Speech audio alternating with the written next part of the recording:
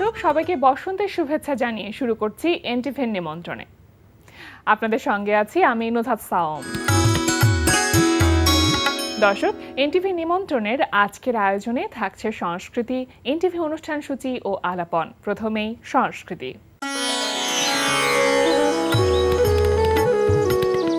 ধানমন্ডির ভূমি আর্ট গ্যালারিতে অনুষ্ঠিত হচ্ছে ২০ জন শিল্পীর দলীয় চিত্রকলা প্রদর্শনী ওয়ান স্কোয়ার স্টোরিজ। প্রদর্শনী চলবে ২৬ ফেব্রুয়ারি পর্যন্ত। লালমাটিয়ার কলাকেন্দ্রে অনুষ্ঠিত হচ্ছে শিল্পী ফারজানা আহমেদ উর্মির একক চিত্রকলা প্রদর্শনী আত্ম অনুপস্থিতির সাক্ষ্য। প্রদর্শনী চলবে ২ মার্চ পর্যন্ত। গ্যালারি কায়ার ওয়েবসাইট গ্যালারি কায়া কন্টেম্পোরারি আর্ট সেন্টারে অনুষ্ঠিত হচ্ছে ৭৯ জন শিল্পীর ৩৫৫টি চিত্রকর্ম নিয়ে আর্ট এফোর্ডেবল ফেস্টিভ্যাল। দর্শক, আপনি চাইলে ওয়েবসাইটে ব্রাউজ করে ফেস্টিভ্যালের ছবিগুলো দেখে নিতে পারেন। ফেস্টিভ্যাল চলবে ২৮ ফেব্রুয়ারি পর্যন্ত। এবার এনটিভি অনুষ্ঠান সূচি। এবার জানিয়ে দিচ্ছি এনটিভির আজ রাতের বিশেষ বিশেষ অনুষ্ঠানগুলির সময়সূচি। সন্ধ্যা ৬টা ১৫ থাকছে সমসাময়িক বিষয় নিয়ে অনুষ্ঠান সংলাপ প্রতিদিন।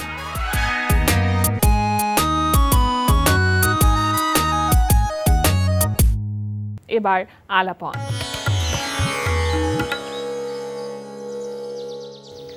প্রিয় দর্শক, আমাদের আলাপনের আজকের অতিথি সুরকার ও সঙ্গীত শিল্পী অয়ন চাকলাদার। শুভ সকাল। শুভ সকাল। এবং একই সাথে জানাচ্ছি, যেহেতু আজকে বসন্তের দ্বিতীয় দিন, বসন্তের বাসন্তের শুভেচ্ছা। আপনাকেও শুভেচ্ছা। কেমন যাচ্ছে এবং আসলে যদি বলি যে বসন্তের প্রথম দিন কেমন গেল?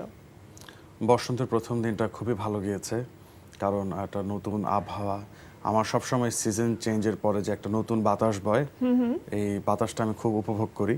আচ্ছা, তো সেই হিসেবে আমি বলবো যে বসন্তটা এবার, এবং আমাদের সব মিলিয়ে দেশে একটা নির্বাচন গেল, সব মিলে একটা নতুন হাওয়া, নতুন পরিবেশ, কেমন একটা উৎসব একটা আমেজ চলছে। রাইট। আচ্ছা, উৎসব মানেই আসলে নতুন গান শিল্পীদের ক্ষেত্রে। তো সেই জায়গা থেকে এবারে কোনো নতুন গান এসেছে কি বসন্ত উপলক্ষে বা ভালোবাসা দিবস উপলক্ষে? বসন্ত উপলক্ষে আমার জাতীয় টেলিভিশনে একটা গান করা হয়েছে। গানটা গেয়েছে আমি এবং রাফতি। গানটা লিখেছেন অধরা জাহান এবং সুর করেছেন সুমন কল্যাণ দাদা। আচ্ছা। তো এই গানটাও খুব সুন্দর একটা গান, খুব রোম্যান্টিক। গানটা হচ্ছে ময়নার চর মুভিতে এসেছে। গানটার কথা এবং সুর করেছেন শাহাবুদ্দিন মজুমদার ভাই। তো এই মানে বছরটা শুরু থেকেই নতুন গান দিয়ে হচ্ছে, এটা ভালো লাগছে। আচ্ছা, প্লেব্যাকে অনেকদিন পর কাজ করা হলো এবারে।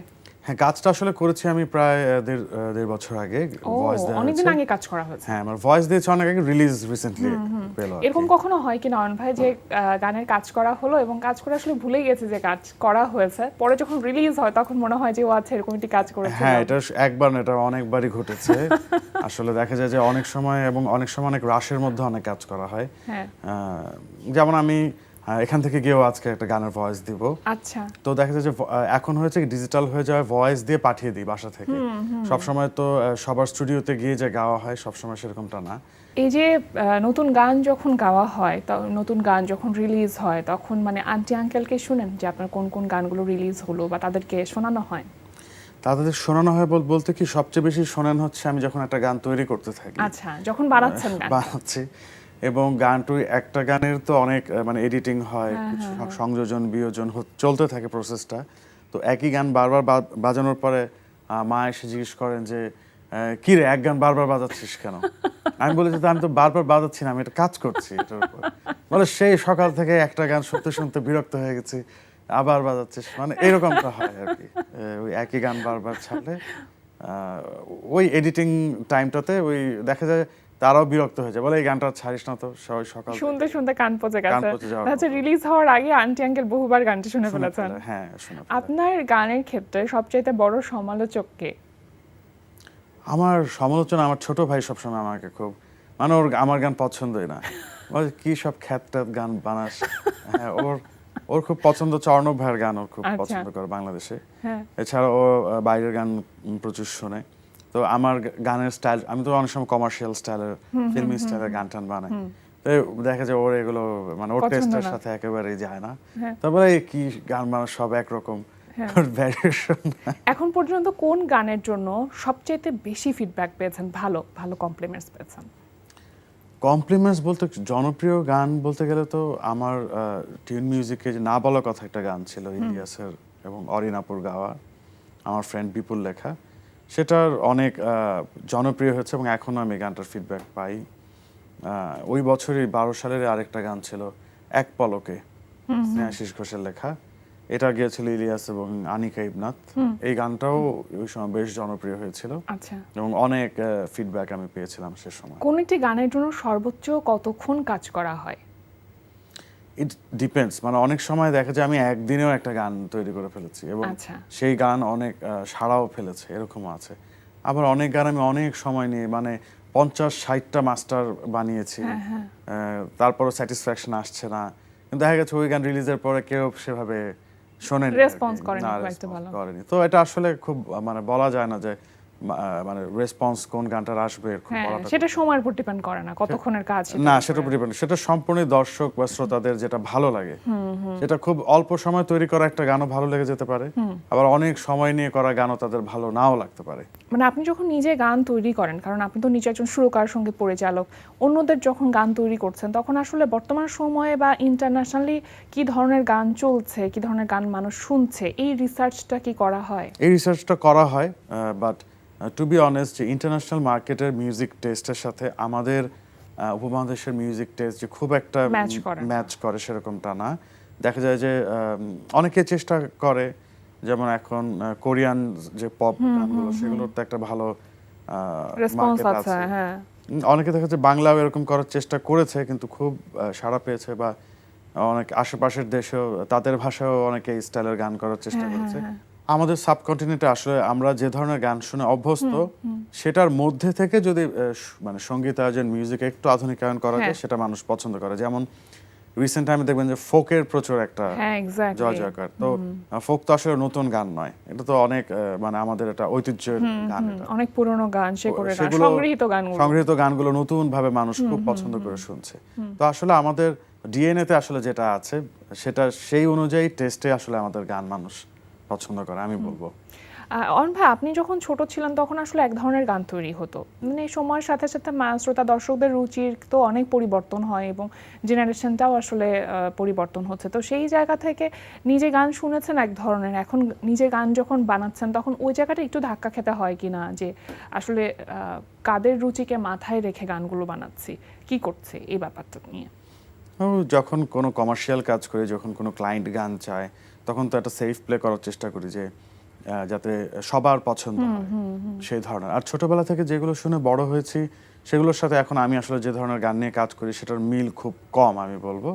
তারপরে একটা প্রভাব হয়তো থেকেই যায়, একটা প্রভাব থেকে যায়। আমি যেমন কবির সুমনের গান ছোটবেলায় আমার প্রচুর শোনা হয়েছে, আমার বাবা মা যেহেতু শুনতেন। আচ্ছা। অঞ্জন দত্ত, তারপর আমার মামারা খুব ব্যান্ডের গান শুনতেন, আর্কের গান শোনা হয়েছে ছোটবেলায়, আর্ক, মাইলস, আচ্ছা, এলআরবি, এগুলো তো শুনে শুনেই মানে বড়। কনসার্টে যাওয়া হতো ছোটবেলায়? ছোটবেলায় খুব একটা কনসার্টে জানি আমি, কনসার্টে প্রথম আমার টিনেজ যেটাকে বলে, সেই সময়টা থেকে আসলে আমার কনসার্টে বেশি যাওয়া হয়েছে। আচ্ছা।